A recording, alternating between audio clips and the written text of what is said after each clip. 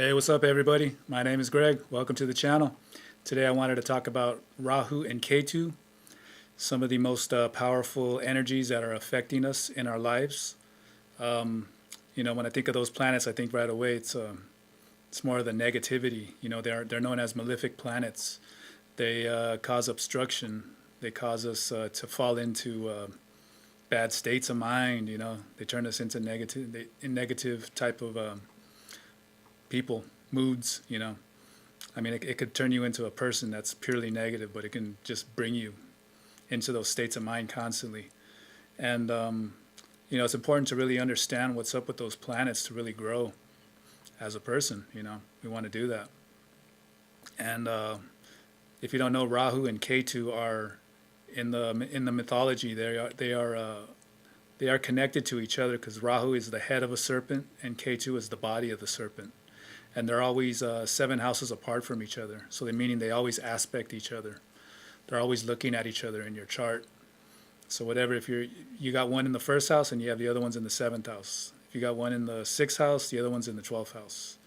So they're always looking at each other, and they have whatever planets aspect each other in those from 7 houses away are always have that connection. But Rahu and Ketu, they really have an even more a deeper connection because they are 2 parts of one body. Both parts are immortally conscious. So they have that intuitive connection with each other. So they really affect yourself in this life. And one thing that really I liked what the Thunder Wizard said on one of his live streams. I don't know, not too long ago. Was I wrote it down right here. It's the chart is reflecting what my spirit wanted to do when it got here. So it's not like you were randomly born at a certain time. You were meant to be born at that time. We can say that we pretty much planned it out. How do these things happen? I don't know, but they happen. And when you hear that thought too, it's always like, man, I wanted this. I wanted this chart to be like this. I wanted Rahu there. I wanted Ketu there. I wanted Saturn here, Mars there. It always feels like it's not right.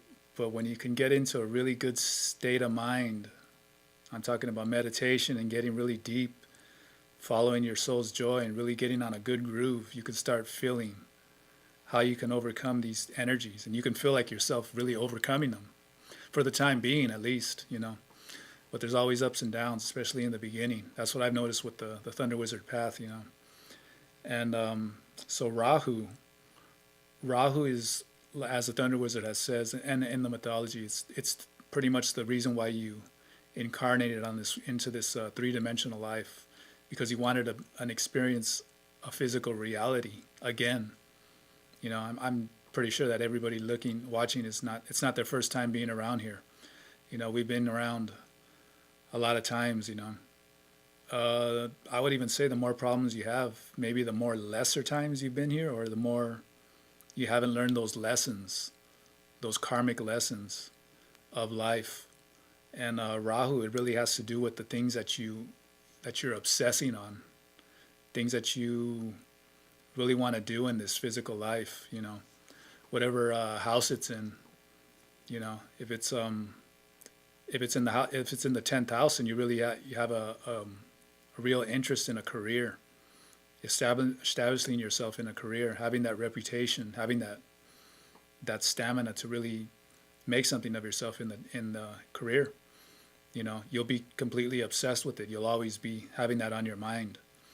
If you have it in the 7th house, Rahu in the 7th house, you're going to be obsessed with finding that partner, that romantic partner, that long-term relationship, and the physical pleasures associated with that too. And I could go on and on. And Ketu also represents. Ketu is the body of the serpent. So Ketu doesn't have a head. Ketu is not thinking. And Ketu, wherever he sits in whatever house, it's usually it means that you've accomplished that house in another life, and that you don't have to do too much thinking about the attributes of that house in this life. However, you can still be interested in those things in that house. But for the most part, they come to you in a more natural type of a way. But still, Ketu, when it gets off balance, it can really create like nervous disorders, mental, mental, all the way to schizophrenia, if possible. You know, Ketu really doesn't want you to think; it just wants you to take action, and that can be for negative or for positive. But that's really depending on you. You know, where you chose, like the Thunder Wizard said, the chart, you chose the chart to reflect what you want in this life. Um, yeah. So the Rahu and Ketu, they are the nodes of the moon. Rahu is the north node of the moon. Ketu is the south node, and that's a really powerful thing because the moon represents your mind, your emotions, how you take in the world, how you react to the world, and these two planets have the ability to swallow the moon. Rahu has the ability to swallow the moon, to shadow your mind, to put it into darkness. And Ketu has the ability to shadow the sun, eclipse yourself, your sense of self, your soul, your heart energy. You know, so these are truly, really powerful planets in Vedic astrology within our lives. You know, they are the most, I don't know, I was going to say they are the most negative, the most ones that bring you down the most, but then I think about Saturn and Mars too. But Rahu is connected or similar to Saturn. They're compared to each other. Rahu and Saturn are compared to each other. And Ketu is compared to Mars too. These are all malefic planets, and you know, negative things always affect us more in our lives, most of the time, than positive things, you know. Yeah, so we always want to really see where those are in our houses, you know, which houses are they sitting in. For me, Ketu is sitting in the first house in my whole personality, my ego and all that. And, you know, it's, you know, it has the ability to block the ego, block the sun, block our sense of self, our interest in reputation, that type of stuff. So on the positive side, it's good for me, you know, because I don't like to have much of an ego. I don't want that type of ego type of stuff. If I'm getting off balance, though, K2 has that ability to make me like psychically sensitive being around people, you know, where I can get affected by their moods. I start taking in their energy too much. And it's mostly because I stop pursuing my soul's greatest joy. I take breaks too much. It really starts affecting me. That's not good. You know, it's in the positive sense, Ketu is really like a powerful shaman, someone who really has that ability to control energy that comes within them and comes back out of them. And there are certain days where I can feel that good strength coming from Ketu. Now we talk about Rahu. Rahu is about your obsessions. In a positive way, though, Rahu is really about shortcuts. It magnifies whatever planet it is in that same house with it. For me, I got Rahu in the seventh house of the spouse. So I will have that obsession with wanting to find that lifelong romantic relationship, you know. And yeah, I could see that all through my life, you know, wanting that. And at the same time, I can get affected by Ketu, who's aspecting that, where I won't tolerate what I think is too much disharmony from the partner, you know. But if I'm talking about when I was younger too, you know, I would have impatience with women. I also have Mars in that seventh house with Rahu, and Rahu magnifies whatever planet it sits in that house. It either magnifies it for good or for bad.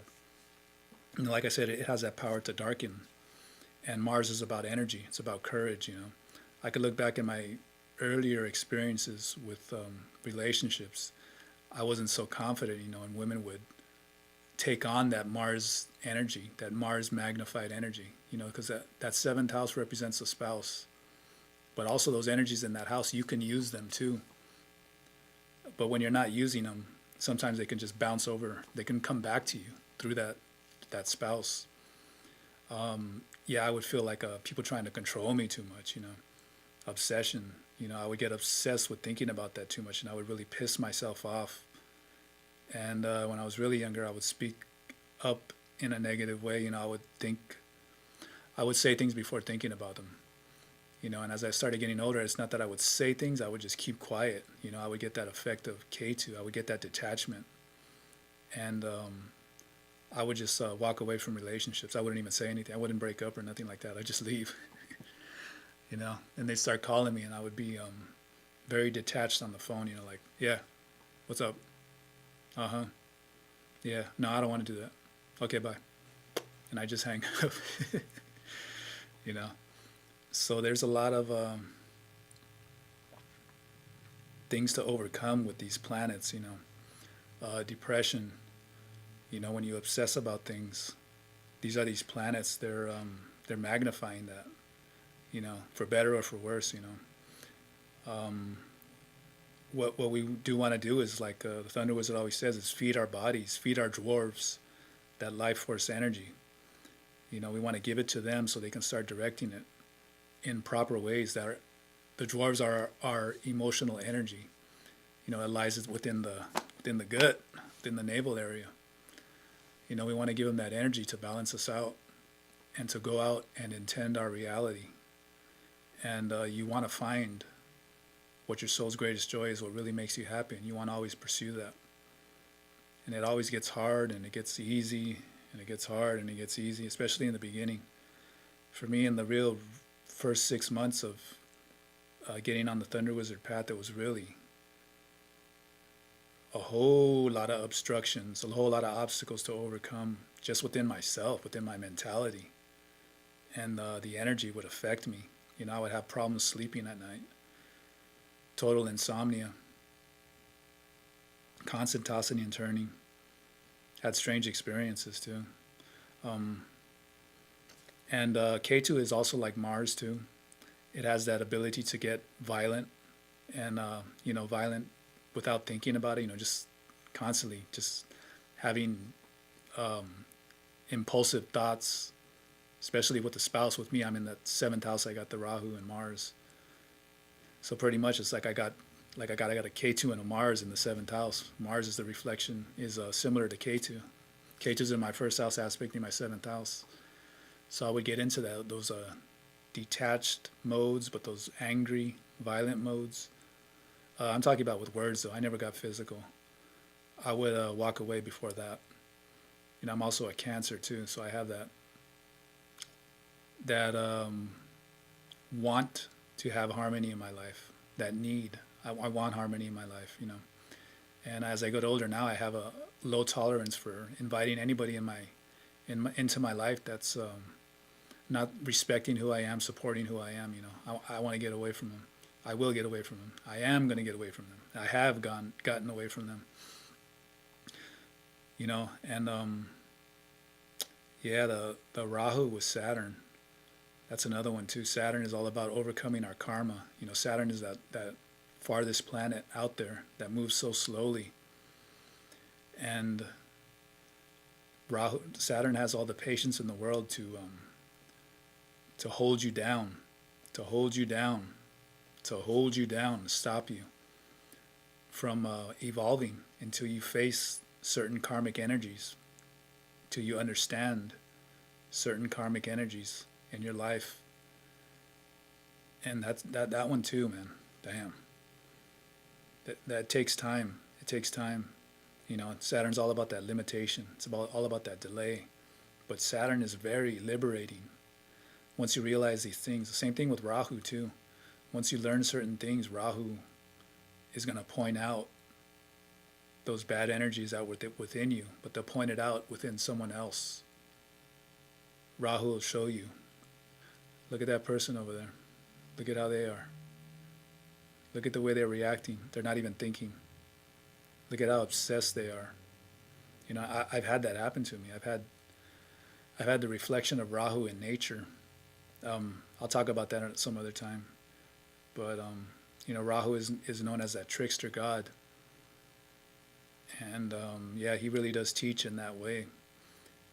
He's you could say he's homies with Saturn. You know, they want to teach you these lessons, but they are big obstacles to overcome. But we always want to look at those, and we always want to pay attention to where our Saturn, our Mars, our Rahu, and our Ketu are in our charts, because it's what we chose when we incarnated into this life.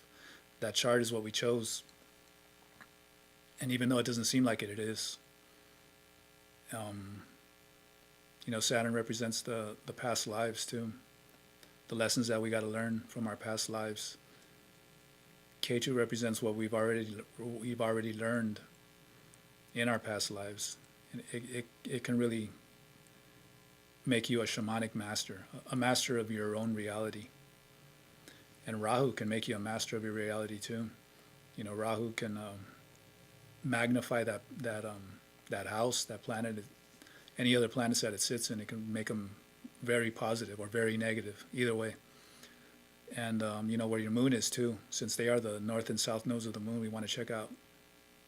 We want to realize that they have that power to affect our minds and our emotions, our feelings. They are those major planets to overcome, to enlighten us in this life. So that's all I wanted to talk about. If anybody wants the Thunder Astrology reading, I'll leave the link on the bottom. Hope you guys are all good. Take care. Peace.